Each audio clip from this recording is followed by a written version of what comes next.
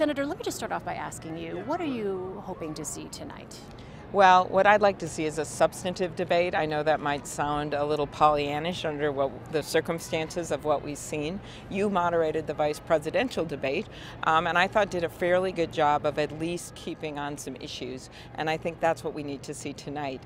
The moderator, Chris Wallace, is someone that I believe can do that, as you did, and the debate is segmented into things like immigration reform, the economy, and I think it will lend itself better to staying on the issues. From my perspective, that's usually an advantage to Hillary Clinton because she has pretty well thought out plans on some of these and things and a lot of experience. So that's my hope. I think based on what I've seen in Minnesota the last few weeks, people are thirsting for an actual discussion of some of these major issues that are facing our country. I wonder, though, at the same time, Senator, do you think that the atmosphere is so highly charged right now in a way that maybe it hasn't been in previous cycles? There is no doubt about it that the atmosphere is highly charged and that people are fairly appalled by a lot of what's going on, and to me a lot of it reached the peak when that video of Donald Trump came out, and then everything that's come after it and how he handled it.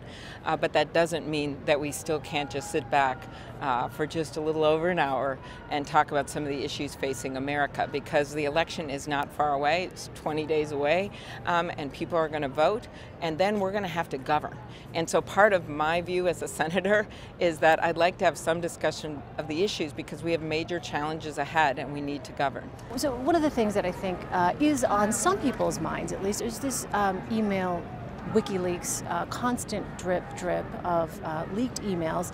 And a CBS News Battleground Tracker poll from last weekend noted that 55% of likely voters believe that her leaked emails show her motives in private are different than what Secretary Clinton says in public. And I wonder, how do you think she can push back against that narrative? Well, I think the first thing to talk about is the fact that this has been well documented now by our own security people that this is Russian hacking, and we don't know what's accurate or what's not accurate in these emails. But I thought it was really telling today that Republican Senator Marco Rubio of Florida basically said that he was not addressing these emails because in his view this could come around and the Republicans could also be hacked. And I can only imagine some of the emails we would find in the Trump campaign. And I don't mean that necessarily as partisan, but I think people know that when they're in the midst of these campaigns, they get pretty radioactive, and people say things that maybe they wouldn't say in public. So that's my first response to it.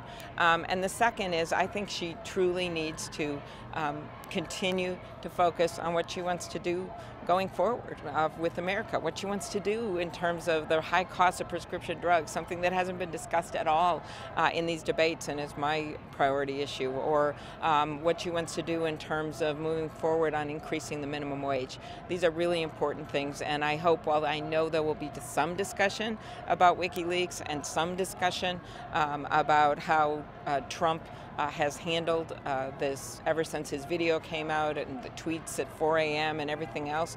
That does go to someone's fitness to be president. I also hope we'll have a major discussion about the issues.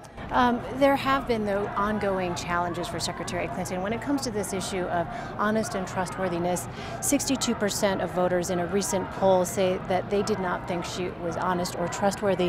Why do you think that is? Why do you think there is such a disconnect there? Well, I think part of this is that she has been in the public eye for a long time. And when you look at the primary she went through, and now the Bernie Sanders people, I believe, are pretty much there for her. Bernie has been so clear. He couldn't be more outspoken in terms of supporting her and being against Donald Trump, and I think that is going to help a lot. I also think that when you look at Donald Trump numbers, come on, his numbers have been really going downhill to the point of that she is now ahead by some polls 10 points, some polls 12 points, ahead in all these battleground states, looking into expanding into places like Arizona and to states like Texas, where she appears to be ahead or just slightly behind. That's pretty groundbreaking. So sure, there's valid discussion about how people feel about her, but I don't even think it compares to what they've seen of Donald Trump and their feelings, negative feelings about the kind of things he's been saying, not just against women, but against literally every group in this country, from immigrants to judges to people with disabilities. Let's talk a little bit about, you mentioned Donald Trump a moment ago. How do you think the Secretary herself and her campaign have sort of handled this issue? She's been basically prepping. We haven't seen her out and about. What do you think about that strategy in light of all of these allegations that are coming out now against Donald Trump? Well, first of all, she has been doing huge rallies. She had a big one in Ohio, her biggest one yet, something like 17,000 people. I think she has a pretty heavy schedule now after the debate where she's going to be going all around the country. And this issue of preparing, I'm a big believer in preparing. If you're going to be president and run for president, you better be prepared. That has come out in debates where at the first debate he actually accused her of, well, why are you spending time? You've been preparing, you haven't been out there. I mean, come on. And she just went back right at him and said, I think you should be prepared when you're running for president. So I think what you've seen is really organic. I think it's been a grassroots response from women across America and a lot of men across America that said when they heard that videotape of him in that bus and they said, you know what, this is not how I talk. This is not how I want my kids to talk. This is not what I want to see as a role model for our country. And people may disagree about policies, but I think even his own running mate and Paul Ryan and others have said that what he said was bad stuff. So back to WikiLeaks for just one moment. One email that was released recently shows that you were on a list of 38 names as potential running mates for with Secretary Clinton. Did the campaign ever approach you about being on the ticket? I never really talked to the campaign extensively about that in any way, and I think that was reported before. I don't know if this was a real email, but as I said at the time, there are many good candidates. Secretary Clinton had to pick someone that she thought was not just best for the ticket, but for governing the country. And Tim Kaine and I are very close friends. We sit next to each other by choice at lunch about twice a week, and I know him quite well, and I've been very happy with how he's done. And well, you got to moderate the vice presidential debate and saw firsthand both candidates, and I just am excited that he's on the ticket. Senator, thank you so much for your time. Appreciate it. Thank you.